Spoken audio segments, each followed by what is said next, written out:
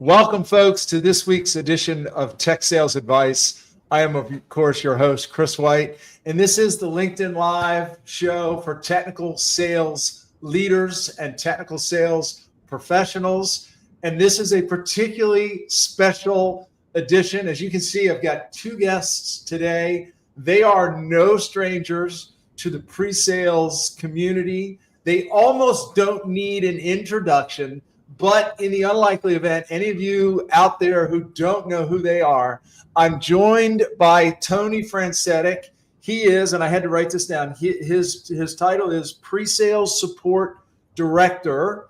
And we're also joined by Ron Whitson. He is the Senior Director of Solutions Consulting, both with Thomson Reuters. And of course, here it is the day before tax day, at least here in the United States. So why wouldn't we be talking to a couple guys that sell tax software for a living? And if you've not met Tony in person, let me just tell you, he happens to be one of the best dressed guys in pre-sales. I know this because the first time I met him was in Silicon Slopes. We did Demo Fest together, and the guy shows up with a 3-piece suit, perfectly well tailored. And if you don't know Ron, he happens to be one of the friendliest pre-sales or friendliest humans in pre-sales. And I know this because he actually wrote the book called A Friendly Human in Pre-Sales. They are friends, they are colleagues, they are collaborators. Guys, welcome. Thank you so much for being here. How you doing today?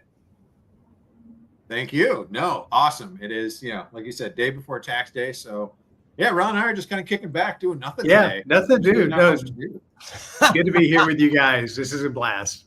Well, I appreciate you taking some time. I know we were going to try to do this last week. Actually, it was your birthday, I think, Wednesday. So happy belated birthday, Tony. Sorry we couldn't do this on your birthday.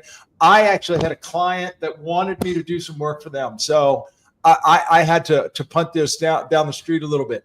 By the way, folks, we do not see you out there. So if you have any questions for any of us, please feel free to fire at will.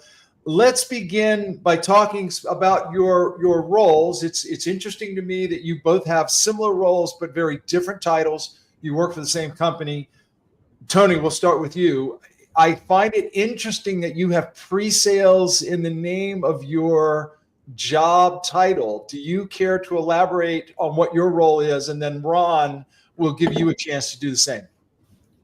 Yeah, so we restructured our tax and accounting division a little over a year ago, and we brought together the SDR organization and the solutions consulting team that I've been a part of for quite a long time, and kind of brought that into one umbrella. And pre-sales support was the the title that came along with the job.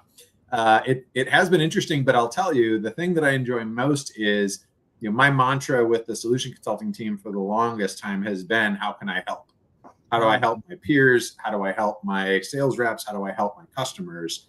And boy, does that parallel rate with SDRs, right? In terms of supporting sales reps and getting appointments and understanding qualifications. So it's not a massive leap like I thought it was going to be, but certainly a little unique when it comes to taking historical pre-sales, which is solution consulting, sales engineering, the demo team, and adding in that same umbrella the SDR org.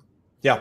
Well, and I think what's interesting, you were mentioning offline that your team is responsible really for the outbound prospecting and queuing up at least conversations, for lack of a better term. Yeah. To me, that's one of the significant differences just in terms of our skill set and our muscles as solution engineers or sales engineers, solution consultants, as I know you call them. We are used to being invited into the party, as I like to say, whereas your SDRs, they're the ones that have to reach out and get the party started. To me, that's one of probably the significant differences there.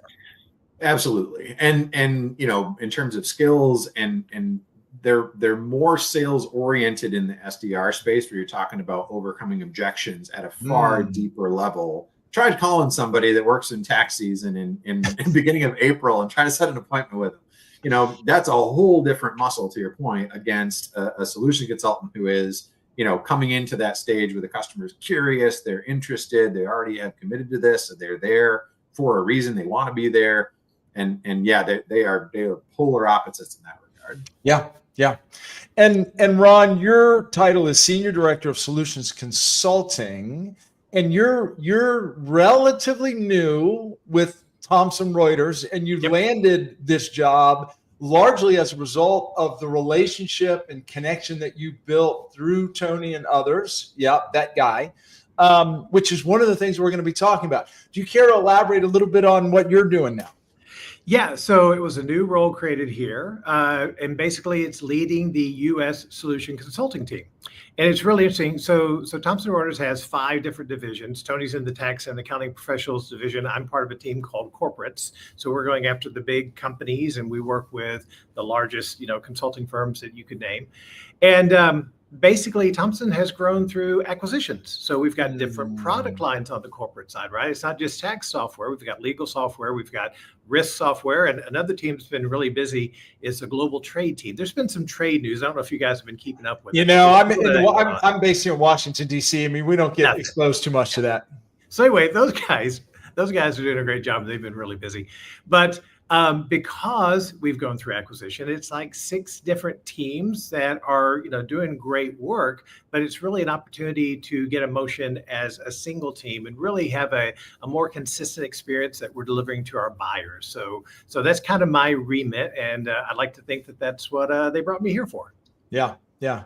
And to that end, there were really 2 things that we were going to talk about today and sort of go in either direction or maybe a little bit of both. And folks, if you've ever attended one of these conversations before, these are by design, unscripted, unrehearsed, and unpredictable. So in fact, before we joined, I told these 2 guys, I might just leave and just let you 2 just run with the show. So, if I decide I need to just take a break, I will.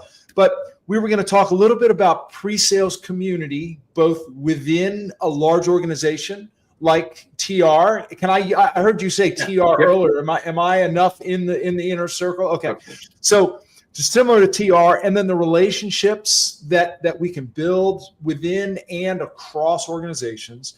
And then how does that dovetail into processes and putting consistent processes in place across teams?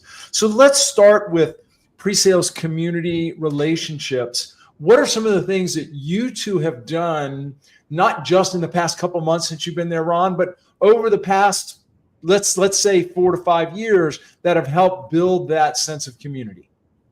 Yeah, well, I mean, you mentioned it already. I mean, I developed a relationship here with Tony because he was one of the people who was willing to jump in and do some goofy videos with me. And so we've got to know each other, and he was kind enough to reach out to me when this new position was created. We had a discussion about it, and it really did sound like it matched the things that I'm good at and I enjoy doing. As I've been on board and he and I have been continuing these conversations, yes, it's different segments of customers. It's maybe different product lines that we're talking about, but the motion of selling and the motion of building those relationships is the same. I think it's actually incredible with some of the people that he's got on his team and some of the functions he's doing, because they may not be solution consultants, but some of those motions are the same in those SDR organizations, right? And so we're not all trying to solve different problems. And I think this goes back to this larger, broader idea of community. We're all solving the same problems. So why not leverage some other brains? Why not get some other ideas in here and use that strength to make the job a bit easier? So Tony's team has done much, much more with the consensus tool than we have on the corporate side. So we're going to take some of those learnings. And I think there's some things that we're looking at from the trials side and some of the other things that he might be able to take advantage of. So this idea that we've kicked around is, why don't we build more community within our 2 separate teams? Yeah. Can't really come up with any reasons not to. Yeah, I love that. By the way, I'm going to interrupt just for a moment. Ramsey jumped in and said he'd do goofy videos with you, Ron. Ramsey, you're on the list, Ramsey. Good to hear it. By the way, folks, we don't see you out there. So if you do care to say hello or ask some questions, please do. Tony, I think I interrupted you, sir. That's okay. No, and I think, when it comes to kind of those same processes, and I think, Ron mentioned there's multiple divisions at TR, and some have solution consulting, some don't. But the opportunity to say, like, if we're all one company, if those divisions are serving the similar purpose and having a demo team involved in the sales process, why wouldn't we want to try and have some level of consistency so that the experience for the customer, as what Ron said earlier, the experience for the customer is improved. And at the end of the day, that's what we're all here to serve. is what do we do to make that customer experience better, hopefully then resulting in sales for the company, because that's what we're all aiming toward. At the end of the day, you don't have happy customers, you don't have sales. Amen. Well, and it's interesting when you asked, why wouldn't you want consistent processes? And as I heard you say that, my mind was thinking, well, there are some people that want to put their quote fingerprint on the process or their team. Sometimes there's a need to want to fit, and people don't like feeling as though process or anything is being forced on them. So do you see some of that, and how do you apply some consistency, but then give all the leaders the opportunity to sort of make it their flavor, so to speak? I think it's one of the biggest lessons I've learned over the course of my career is, our engineering brains give us this very perfect logical argument. Of course we should do this, but you can't sell the logic to the business. You have to explain what the benefit is. So as I've been meeting a lot of sales leaders and business leaders around the organization, I tell them why we have to have consistent how we're approaching trials and pilots and POCs, because if we don't have success criteria, if we just throw them out like Oprah gives away things at her shows, all we're doing is extending the sales cycle, right? So we have to be very intentional about it. And then when we get into these engagements, we can't go in there and say, okay, Mr. Prospect, Mrs. Prospect, what would you like to do? No, we know better practices. We know how it can go well. We know how it can go sideways too. We need to be prescriptive in how do we approach this and how do we advance this opportunity? How do we help them use this tool, this trial, this demo, whatever it is, to solve their problem and have a better outcome? You have to have the what's in it for them as you talk to these people. And again, because I've done a lot of this over the course of my career, I can articulate that. And that's been rocket fuel for putting some of these things in motion. Yeah. Yeah. Tony, go ahead. You were going to add to that. Yeah, because then the other side of that too, and it's the same thing, like that's how sales organizations operate. Sales reps are lone wolves by definition. They're out to make sure they succeed. Their teams are out to succeed because they have to meet a quota or they're not there. So even changes to processes in the sales organization have to follow the same what's in it for me. And that's where my approach has always been, it doesn't matter what I think we should do or what I want to do. It's how does this benefit the sales team? And if you can change that messaging to show whatever you're trying to achieve benefits them in the long run, and you mentioned shorter sales cycle, that's kind of the holy grail that sales reps are going to go after. How do I get more sales in the door faster? That's what we're here to try and solve for. So no, 100%, like both customer wise and sales, what's in it for them? Yeah, with them. I mean, literally, as Ron was sharing his first thoughts, I literally wrote down with them, what's in it for me. Yep. Don't know if you guys saw this comment. Cliff, nice to see you. Cliff has been a guest. He's a regular attendee. Great observation, followed with a great question. Combining teams from acquisitions can be very difficult, particularly on culture and team dynamics. How to keep all the great culture and team dynamics, but add strength of scale? Thanks for the question, Cliff. Do either one of you care to tackle that first? It's a fun one because, what I think that how my org anyways has grown over the time, it is very focused on culture and having the right people in the right seats. So acquisitions always present a challenge because on one hand, love outside perspective, love new ideas, love when you bring in someone that hasn't had like the experience that you've had in your organization. There's an opportunity to look at how you've done things and say, do I follow that same blinders approach from time to time, because you kind of drive forward on where you're trying to achieve. But then the opposite of that is, are you risking bringing in that differing perspective and changing what that team dynamic and culture is? So for me, the way I always approached it is, let's stay true to the core piece of what we're trying to solve for. And again, how can I help is my mantra. How do we do that? But how do we always look at it on an annual basis, on an acquisition basis, on a new hire basis of, has anything changed? Do I want to continue doing things like this? Or is there an opportunity for us to pivot and look at a new direction? And just like any type of two group mentality or opposing opinions or opportunities to discuss new topics, find common ground. And that should be like, what's our goal? What are we trying to achieve? And then find a way forward together. So it's an evolution. As long as you keep those core principles and honestly, TR just rebranded their own TR values. Yep. One of those is act fast, learn fast. I think that I'm sorry, one of those, say that again. Act fast, learn fast. Okay. Love that. Ron, what about you? Yeah, no, I love that Tony brought up evolution, because that's how I think of it, right? It's almost like the way America is. Everybody brings their little piece of it. Every little acquisition brings a bit of the culture. There is an amazing culture here at Thomson Reuters. I mean, you're talking about a company that's 150 years old, a company that actually reported on the assassination of Abraham Lincoln. So not too many startups out there can, brag like that. So that's crazy. That's really, really cool. And, just to kind of throw down another value, another one we have is stronger together. And I think that's the key. That's the strength of community when you get people involved in a project. No, Cliff, that's such a good question. I think what you have to do is you really just kind of have to set what is the goal, right? What is the destination for the team? And then to me, the way I like to operate is just try to limit distractions away from the goal and try to make sure everybody's staying in line. And I went to my team earlier this year and I said, listen, there's really 4 things that I kind of focus around. And it was interesting because they're all A words, right? So it's straight A, and it's not the one you're thinking of probably. But the first one is authenticity. The second one is alignment. The third one is accountability. And the final one is accomplishment.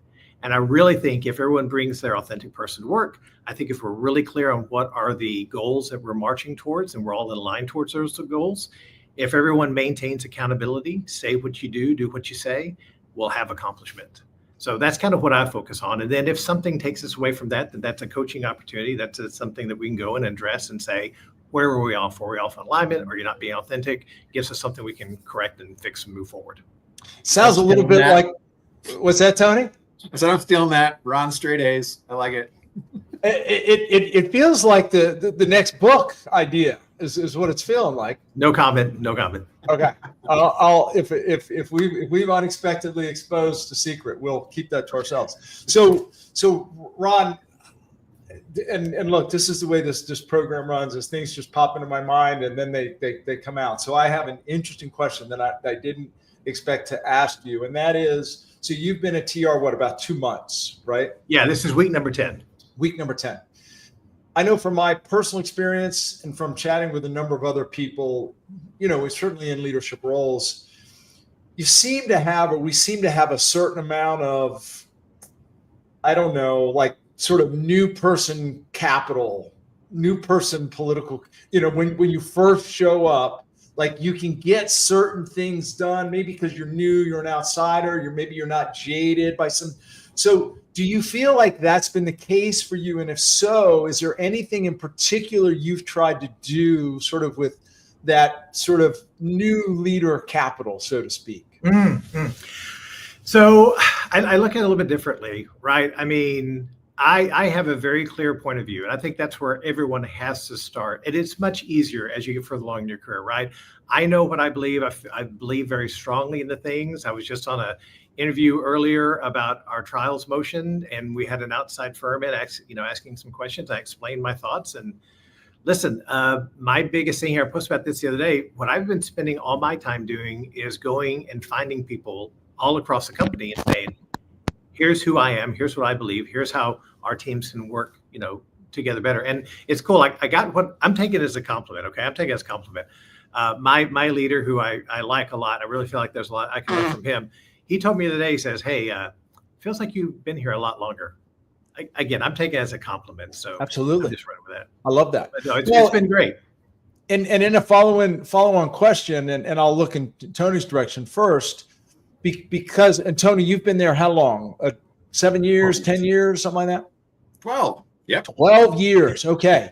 So have you, my guess is that Ron has probably benefited from your experience. He's probably asked you a lot of questions. You've probably given him a lot of guidance. In the reverse, have you benefited from Ron's maybe sort of new perspective? Maybe Ron's asking some questions that you hadn't asked yourself, or maybe hadn't asked yourself in a while. How has that been a benefit to have the new perspective and new eyes of Ron? 100% true, because the things that we've talked about is because the divisions are separate. right? There's a sense, and this is most companies, it's not unique to TR, but that they're, this division operates independently and they're doing their own things and they've got goals and so on and so forth. What this presents us at a big opportunity is how do like something like consensus, and I've been an advocate for consensus ever since we piloted it. It's been 7 years. It's just, I love it. But my division has been the one who's kind of really led the charge with that. Well, my coffee cup's in the other room. But I got a demo test one. I can do that. I got demo. There you go. Which is coming up soon. But for me, it's like our team has had such success with that platform, but I haven't had the type of engagement in the other divisions because I'm not owning that. I'm not running the content creation. I'm not managing the platform for other divisions. I don't have the bandwidth to do that. Yeah. And so as Ron steps in, number one, to bring the wealth of knowledge that he has and the experience that he has to the company and to bring his leadership to that group and kind of coalesce those 6 teams together into something I think it's going to be really special. It presents a big opportunity to say like, all right, let's reinvigorate this in the corporate space, because here's 2 people who now, know each other and kind of have mutual respect for one another, I hope. And we can say, look, this group has had success. There's no reason that the other can't follow the same suit. So then that dovetails into the rest of the conversation we were talking about how do we do our demo scheduling? How do we, utilize our solution consultants? How do we look at benchmarking goals for close percentage? Like all the things that we should, as a company, be looking at collectively, but aren't because those divisions are unique. So yes, he's brought a ton of just great opportunity to ask the right questions to make those processes a little more standardized. Yeah. And then on the flip side, Ron, how valuable has it been to have the ear of Tony and the collaboration of Tony to help you sort of learn the ropes and short cycle sort of the learning curve?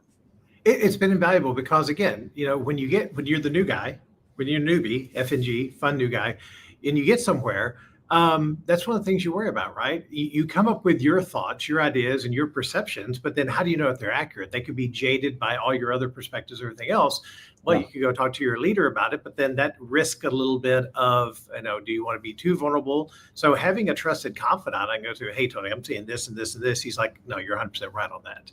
That's been, that's accelerated. That's probably why it feels like I've been here longer than I've been here. Yeah. Well, and it's really a success story to me because, and you mentioned this, Ron, you connected with Tony, I don't know, a couple of years ago, in large part because both of you are pretty active on LinkedIn, and we did I think the Christmas Carol together, and I think the Christmas Story together. The top 10 video was the first one. What's that? The top 10 video. That was the first one. Oh, right. The top 10. Right. So you connected that way. And now you're coming in with a relationship, some collaboration, and a certain level of trust there. And as a result, he's helped you sort of learn the ropes a little bit. Tony has given you maybe some fresh perspectives, some fresh ideas, and now as a result, you're starting to bring some consistent processes. So let's talk a little bit about some of the processes that you're at least trying to put in place. What are some of the things that you're actually trying to, I don't want to say change feels like too much, but evolve, to use your term, Tony? Yeah, there's several things. One of the things that's still a shock to me is that we don't have these 2 groups of solution consultants who do the same job have ever met. We don't have a combined meeting. We don't have like a solutions consulting, summit type of experience. That just, it hasn't been something that's a priority because, again, the divisions are unique. Now, I don't think that's served things in a poor way. But what an opportunity to just talk about experiences and have another person, similar to how Ron just described it with me, to bounce ideas off. Like, hey, we're going to try this. What do you guys think? At the level of the solution consultants who's having those conversations with the customers.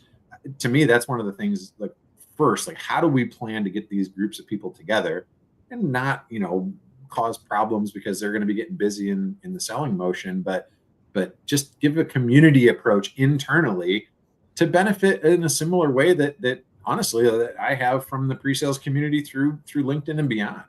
I brought it up previously, but the reason that I've always been as open as I have with LinkedIn, and I'm always willing to talk to people, because that's the experience that I got when I was first starting off and trying to get my handle on this entire, part of the industry. It was reaching out to individuals and asking questions, and everyone that I experienced had that let's schedule some time, whether they were a senior VP or they were a frontline solutions consultant. So that's something I want to, always wanted to emulate in my own LinkedIn community, but then why not internally too? Absolutely. It seems silly. Yeah. Ron, what's your perspective on where you're focusing in terms of process improvement, et cetera? Yeah. I mean, it goes down to some of the basic stuff, right? Understanding the metrics around our business and a way that we can communicate them up through the leadership of the company. I think pre-sales always has a challenge around how do you give hard metrics. It's not the number of demos. It's not where their quota was hit or not. It's really more qualitative in nature. To me, the best solution consultants, pre-sales people, sales engineers, et cetera, they are able to create relationships quickly. They're able to shorten the sales cycle. They're able to become the trusted advisor. They're able to work with the very disparate personalities that we can, run into in our sales partners. So those are very, very difficult skills. Those are very difficult skills to measure. So what are the metrics that we can put in place so we can go to the company and say, hey, the ratio's off here, or we've done this. Here's what we've given. I think that's the constant challenge that we have. And some people fix it by trying, okay, well, let's just throw quota on the SE team. Okay, well, then all you've done is you've created a challenge for your managers of taking this higher level quota and distributing it in some way that seems fair and equitable. That's garbage. Don't do that. Every SE should contribute towards every deal and make your company better. That's how it should be. We as leaders then have to be able, to have a list of skills that we want our teams to demonstrate. And that's not just product skills. That's your people skills, your soft skills, your friendly human skills, but then also your business acumen stuff, right? And so we've got to have that list of skills that we can measure them against. And, people are going to be more one direction or the other. So then those are your coaching opportunities. And as a leader, that should be interesting to you. If you've got someone who is great technically, but they cannot actively listen, they're interrupting everybody all day long, then that's the coaching opportunity. So I got off on a long tangent here, but I think the opportunity to build up a standardized set of skills, coach towards those, and build up a set of metrics that tell the company how amazing this overall group of solution consultants is, I think that's a very desirable and worthy goal. Yeah. The other piece that I'll highlight there too, and it goes to the whole quota detail, and I'm 100% in alignment with you there, Ron. But the other thing that solution consultants are going to do in the course of that discovery and possibly even in demo is to disqualify. Yes. If you do right by the customer, every opportunity isn't a sale, and that's okay. And it shouldn't be held to that same standard, right? And if they're brought in to help with discovery or demos or that part of the sale, and it's uncovered, well, why make it punitive by saying that they aren't going to meet their quota? Right. Yeah, if you're always focusing on what's right for the customer, there is sometimes going to be counter alignment to the sales rep trying to get a deal through the door. And I think the long-term play of having satisfied customers who know you're doing the right thing instead of trying to sell something is going to outweigh. Yeah. It's interesting. Cliff mentioned culture earlier. To me, creating a culture where what you just said is an acceptable outcome can be difficult, particularly when the sales folks are involved, right? Because account executives are not usually particularly happy if their sales engineer comes in and disqualifies an opportunity, right? It takes a great deal of trust and collaboration and ideally, if in fact that's what we're doing as a sales engineer, it's the right thing not only for the prospect, but it's the right thing for the account executive, right? So that they're not wasting their time on something that's really not worth pursuing. But that takes a lot of time to develop that level. I wanted to, so Marwa, I hope I'm saying that correctly. She mentioned something about the buddy system that you two have created, and she said she likes weekly coffee catch-ups, especially or specifically with global teams. And Marwa, thank you for the comment. It made me wonder, what are you two specifically doing to involve your people in this collaboration, if anything? Obviously, the two of you are collaborating, but are you trying to encourage, Tony, for example, are you trying to encourage some of your solution consultants to collaborate with Ron's, vice versa? Are you doing anything there? So there's a low level overlap in some of our solutions between the corporates division and the tax and accounting group. So there have been, slight interactions over time where they know some people tangentially, right? It's not like we spend a lot of time. And truth be told, like when Ron got started, I was like, hey, you got to get your legs under you. I don't want to like go full force and like make all these suggestions and pull all these people together until like you get a good running lane, because he's got a boss that's not me. So whatever he's got to get in alignment is good. So we were talking about like, how do we start to plan to bring these groups together and talk about best practices with things. I think I'm joining a team meeting next week to talk about consensus. And so, I mean, there's some things that we've gotten started, but from a frontline perspective, we're scratching the surface, but we've got tons of ideas and nothing really on paper just yet. Yeah. Awesome. Ron? Yeah, I mean, the big idea that we're going to try to get kicked off here probably in May, I think, is a monthly call where we invite all the solution consultants to jump on board. And it's not a QBR, and it's not a, something like that. It's really kind of on more of the softer skills that we feel like, are the opportunities for development for a lot of people. Plus, that's such an important area for what we do in pre-sales, but we don't really spend a lot of time investing in that. So, maybe getting some interesting speakers, maybe, another author who's actually written a book about 6 habits would be a good guess. So, we'll see how that goes. If I hear of a request to make a cameo appearance, I would be delighted to do so. Well, it's actually, it triggers a thought, and that is, many of either the workshops I run, or even when I do like a book club, sort of appearance, almost invariably, one of the things that I hear, particularly when it's individuals from different teams that come together, they say, we never have this opportunity to just come together and talk about our profession, talk about our process and communicating or collaborating with sales, or handling difficult questions, or even some of the the best ways to position the solution, right?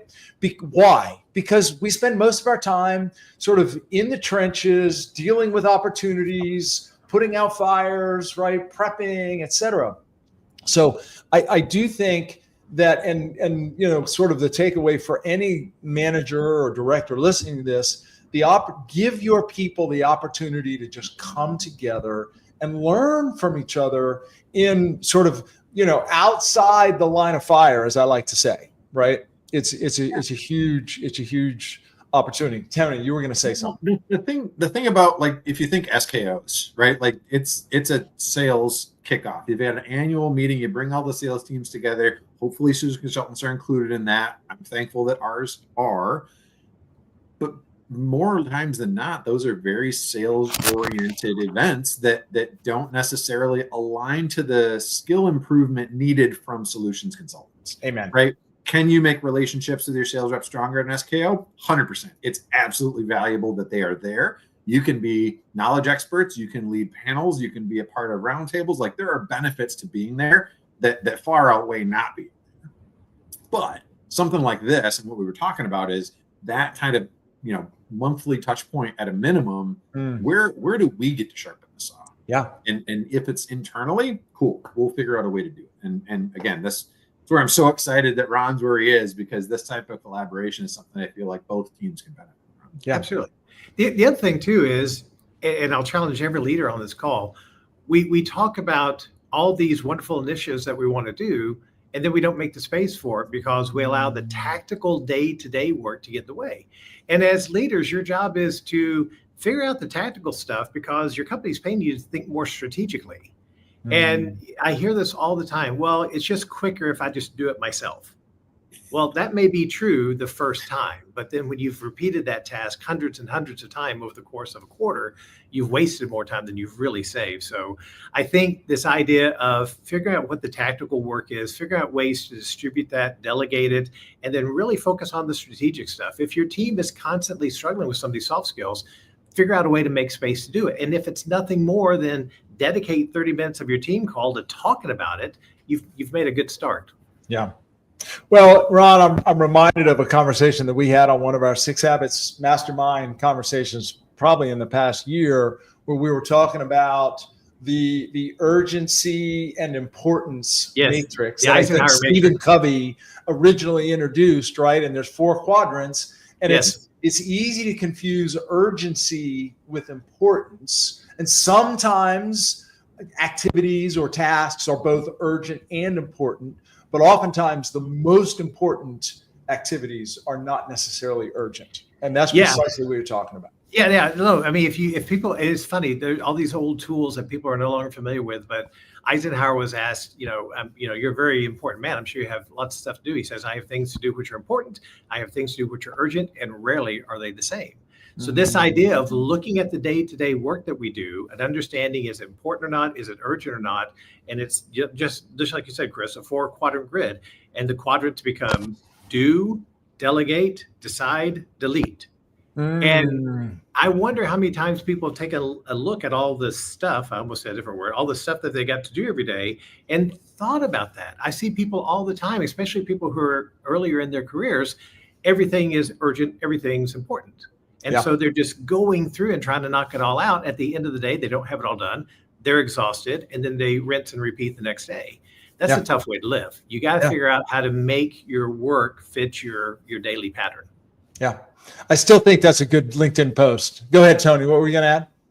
No, that you have to build time for yourself to be strategic. I can't remember. I was listening to someone was speaking about the topic of it. And if you're going to be in that role of leading leaders, there's an aspect of your role that has to be strategic in nature. And in order to do that, you have to have space. Yes. And I know I get, overwhelmed, and there's always the meetings and there's the things that we all deal with. But if you don't prioritize something, and this goes for professional and personal, but block time to be able to just sit and think, go for a walk, do something. If you don't do that, your risk of burnout increases so much. But I think the worst part of that is the shadow that you cast on your team. If you're the one who never takes the time to be strategic, if you never take the time to then, be in that position to set the example, they're going to follow suit, and then they're going to burn out, and your whole org starts to suffer. So well said. Hey guys, let me push our pause button just for a moment. Folks, I'm speaking to Tony Francetic and Ron Whitson. They are both senior directors with Thomson Reuters. They have different roles. Tony is pre-sales director. Ron is senior director of solution consultants. Tony's been there for about a dozen years. Ron's been there for not quite a dozen weeks. And we're talking about collaboration, networking. How can we reach across the organization, particularly large organizations, to partner with other members of this solution consulting community? Guys, there have been a few comments that I just wanted to double click on real quick. And unfortunately, we just see LinkedIn users, so I don't know who this was, but he or she was making a comment about not chasing false opportunities, that the reps appreciated that. Very well said. There was also an idea for the TKO, the technical kickoff for SEs. Love that idea. And Eddie chimed in, what defines a good relationship between a solution consultant and an account executive? Ooh. Eddie, thank you for the question. I'm reasonably certain we could spend over an hour talking about this, maybe an entire day. But since we've only got and by the way, folks, if you do have any other comments or questions for Tony or Ron, please feel free to chime in. We've got a few more minutes with these guys. Do either of you care to take a stab at that question? I mean, the easy answer is trust, right? You've got to be able to know. And just like we were talking about with identifying and running down and disqualifying deals, if you don't have a sales rep that's able to connect ahead of time and say, you know what, this is a challenging deal for me. Can you help? Think about just what, again, this goes back to sales and the mindset and lone wolf and I can do it and just grind.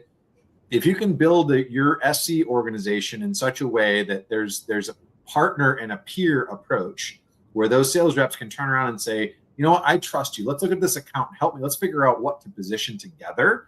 Then do a combo discovery call. Then do the demo together. And you're partnering throughout because you both trust that you're in it together.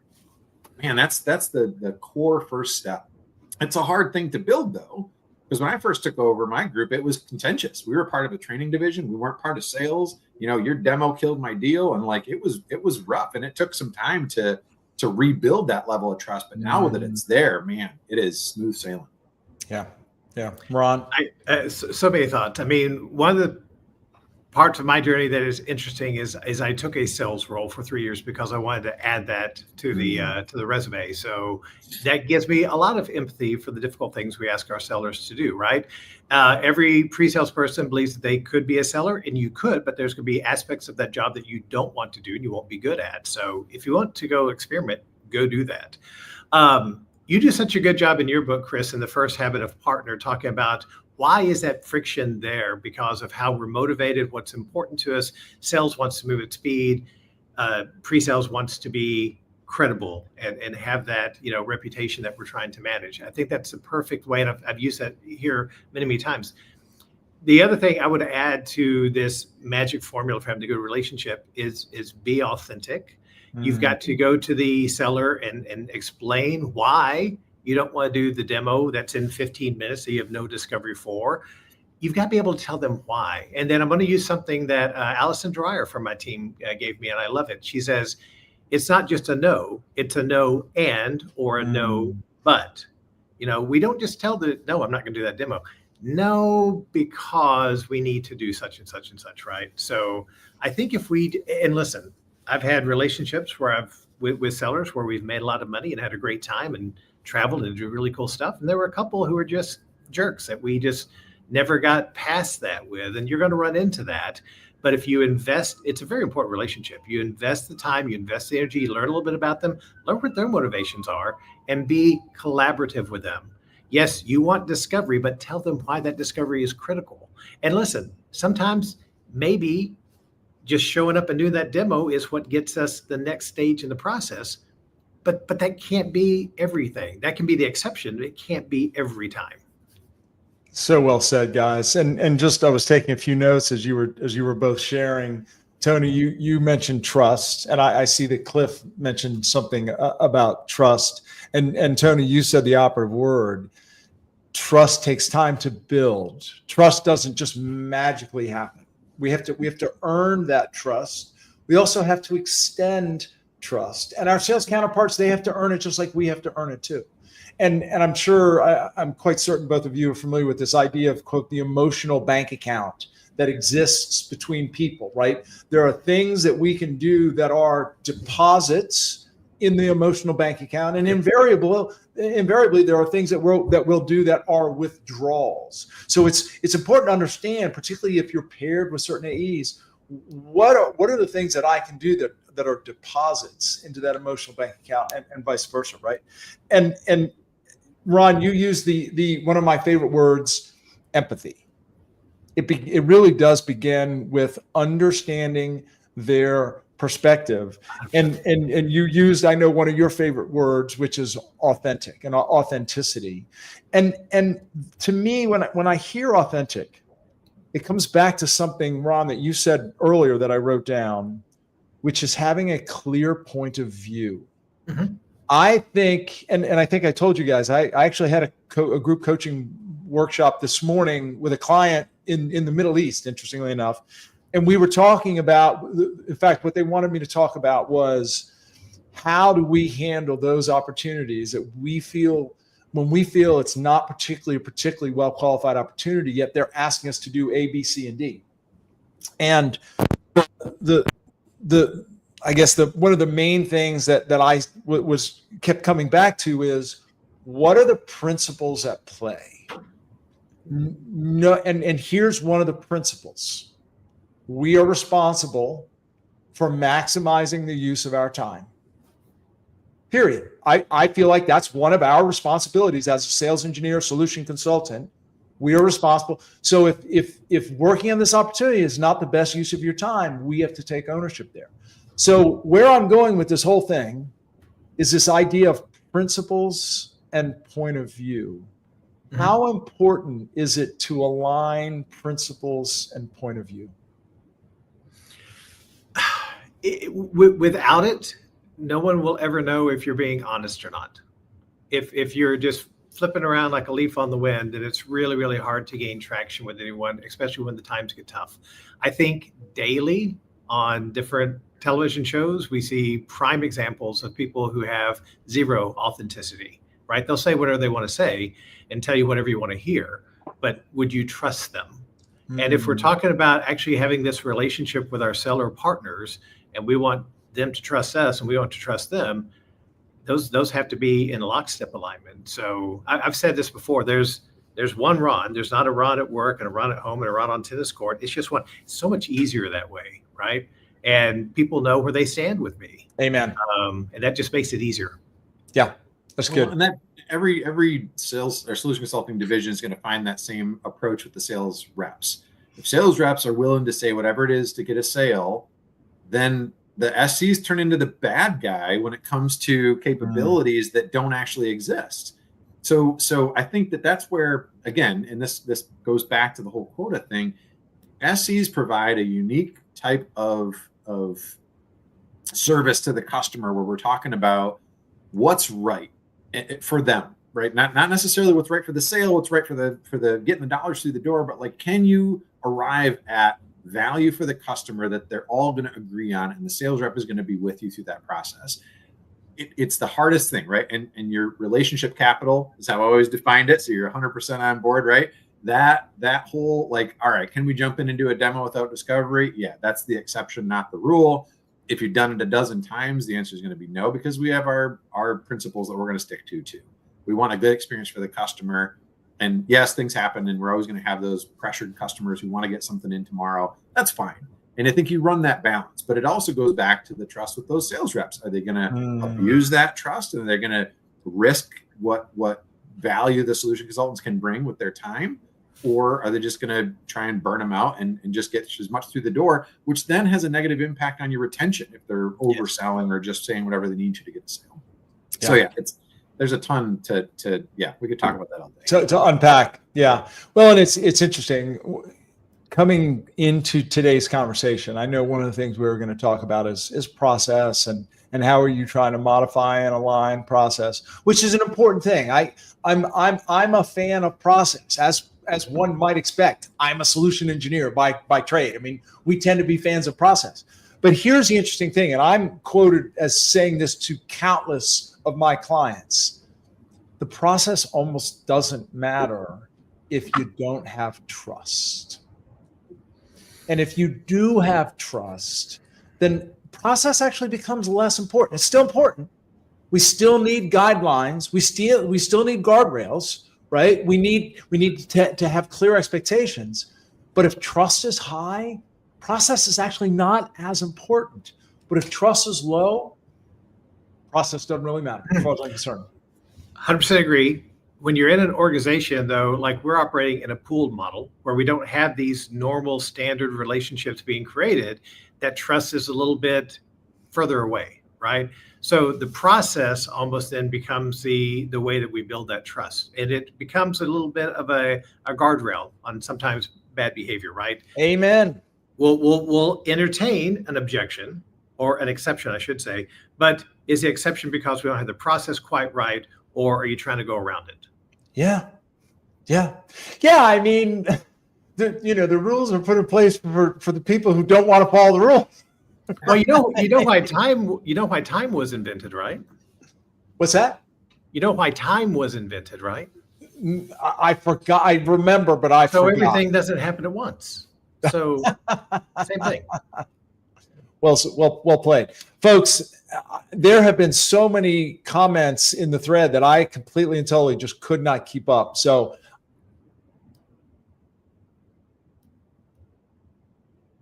Oh, I think Chris froze. Well, I'll That's take an good. opportunity then. Yeah, nudge Chris. I'll take an opportunity with one particular comment there, and the LinkedIn user, unfortunately, we don't know who it is. A picture's worth 1,000 words. Imagine what a demo does for your AE just for them. You know, product knowledge, this is one of those things that every organization with a sales team knows. Do you know it well enough to sell it? Do you know it well enough to demo it? And those are two different expectations when it comes down to it. I found that the most successful sales reps have taken the initiative to want to learn more, whether that's reading or listening through a consensus demo on their own to understand how a solutions consultant handles those talking points, or in the case of the comment is just spending some time with the solution consultants to then understand how we position it and why. And if you can get to the why as a seller to then connect with the customer, that's how you build that trust too. I think it's so well put. And it was funny. Chris was joking about he could just leave and let us run, and now it's actually happening. So that's fine. That's fine. There was another comment in there about people don't care about how much you know until they know how much you care. And Tony, I think you've actually used that exact quote before. So another stoicism disciple, maybe? Well, and it's good to know that there's some of them that are out there. Yeah. I've made it part of my personal brand, but I mean, really, like that whole like how can I help mentality is all about like you're doing what you can to support someone else in that process, whether that is, you know, the peers, which again I think solution consultants, pre-sales, it's a collaborative group of people in their nature. If you get those right people together, then great things can happen. How do you make sure and extend the care for your peers to your sales reps? And this goes back to the whole trusting we were just talking about. If you care about helping them succeed, well, gee, they should offer a little bit of that trust back your way, because if you can help them be successful, then that's what they're trying to do and make more money. And then the customer, again, I always say it last, but it really is the core. And that's the first thing we should all focus on. If we can help the customer, well, that's what we're here to do. That's the end all be all of it. So stoicism or not, I think, you know, caring about what we do makes the community what it is. It's full of great people who really do care, yourself included. Oh, thank you. And going back to what you said though about the demo, to me that's that investment, right? Yes, I've done 4 demos today, but to take another 30 minutes and sit down just with the seller and walk through it, that's an investment you're making, and that investment will pay off. And it'll pay off in a couple of ways. It'll pay off in that increased trust, that emotional bank account that Chris was talking about. Welcome back, Chris. Yeah. And it'll also pay off with, hopefully some extra commission in your pocket too. And post-demo recap. I know that's something we don't have enough time in our calendars, but recap what happened, what worked, what didn't work, and make every demo the opportunity for not only the seller, but the SC to grow. I mean, 30 minutes after a demo is time well spent to review what happened and just help that learning continue. I told you guys I might step away for a minute. Yeah, Ron brought it up. Like, oh well, Chris mentioned it, so now we're just running with it. So. I don't know if I've ever. I actually we had some sort of power surge, and like the lights blinked for a second, and I thought, did I just lose a moment? So it happens. David, I may just leave again and let you guys just carry the ball across the finish line. I think I was in the process of thanking all the comments in the thread, and now because I left and came back, now I can't see any of those comments in the thread.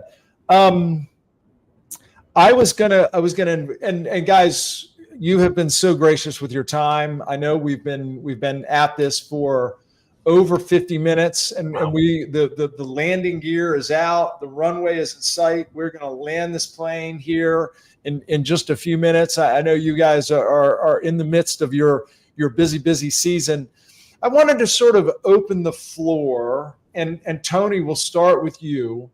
You've been obviously with TR for a dozen years, and you've recently helped Ron come in. What are maybe a piece of advice you would give anybody who's maybe been with a company for a long time and maybe starting to lose some of that energy, some of that enthusiasm, because you've clearly been able to maintain a high level of energy and enthusiasm for your role, your organization. So what advice would you have in that regard? I'll steal Matthew McConaughey, right? You're always chasing me tomorrow.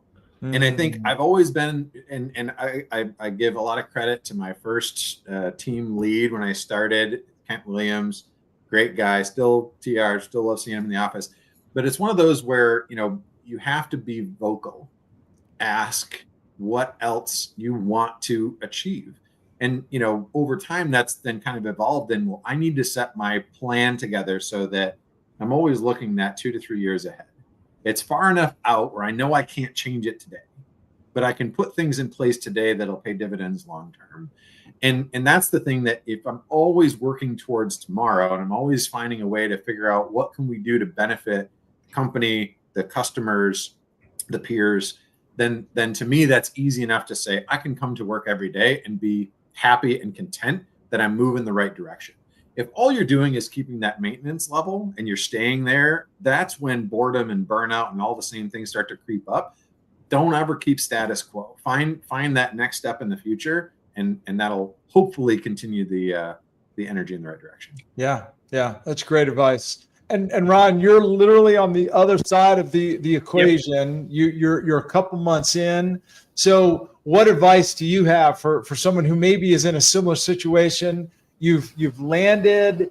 How can you make the biggest impact without being a bull in a china shop? Yeah. I don't know. We haven't done that. No, I think it comes down to a couple things, right? First of all, you've got to think about what's your role, right? If your role is a first line manager, then I think the biggest investment of your time should be in those people who are looking to you for leadership. In my role, I think it's just a little bit different. I feel like my role has been to go around the organization and share my plans and what my aspirations are for moving this team forward. And I think the other big important piece of that advice that applies equally is don't assume that everyone knows what you do, and don't assume that you know what other people in the organization do, because you're probably close, but you might be missing a couple of critical pieces of information. So just being able to go in there and say, hey, I'm new here. Here's what I do. Tell me what you do. And then listen. And you'll guarantee you'll get some connections there that will pay off down the road. Gee, it's like a skill that you would want as a solutions consultant to listen when somebody in an active way. That's great. Yeah. And I mean, literally, these are the words I just wrote. Don't assume and listen. I mean, that may be the recipe for lots of challenges. But if you're flat out and you've got 6 show up and throw up demos, it's really hard to have that space to listen. Yeah, indeed. I have some sort of service worker at my house. He's literally outside the window looking in, like, are you going to come talk to me? Or so it must be time for me to wrap things up. Guys, thank you so much for being here. It's always a delight, and I think I learn as much as much as anybody when I hear you guys talk. I'm going to give each of you a final word or a final comment. Tony, you take it first. Oh, final word, man. I don't know. He's like, dang it, Chris, you didn't prepare me for that. You went to me every time. All right, Ron, you final word, Ron. Yeah, no. Listen, again, borrowing from a very excellent book, The 6 Habits of Highly Effective Sales Engineers. Be familiar with the asymptote, a line approaching another one that never quite hits it. That's how we should be improving every day. And again, to be doing this job for 26 years and still have things to learn and ways to grow and develop, it's amazing. So if you're sitting around, you don't know what to learn, go figure it out. Amen, brother. That's good. 100%. Love it. I'll go with strategery.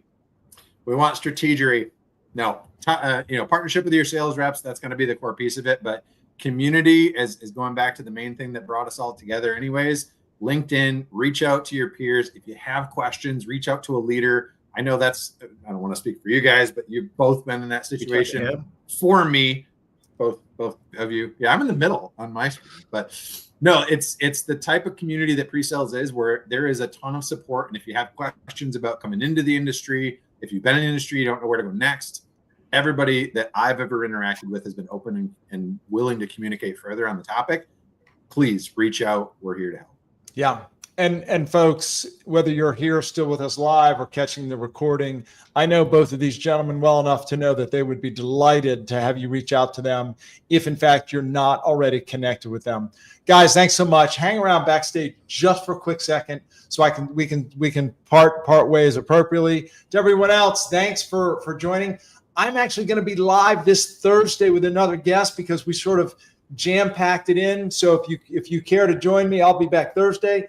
These guys will probably be back sometime sooner than later. Guys, thanks so much. Thanks, Chris. Bye, everybody. Thanks, everybody. Thanks, Chris.